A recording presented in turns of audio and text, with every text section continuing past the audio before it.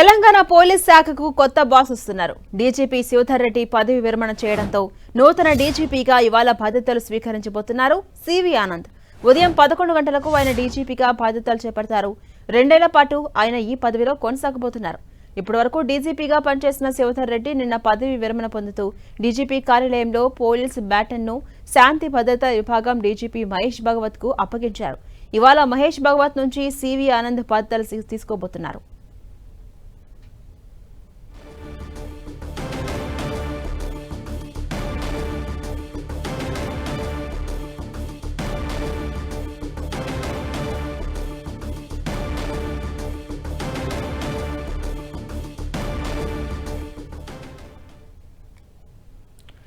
Telangana police శాఖకు కొత్త boss వస్తున్నారు. డీజీపీ శివధర్ రెడ్డి పదవి విరమణ పొందడంతో నూతన డీజీపీగా ఇవాళ బాధ్యతలు స్వీకరించబోతున్నారు సివి ఆనంద్. ఉదయం 11 గంటలకు ఆయన డీజీపీగా బాధ్యతలు స్వీకరించబోతున్నారు.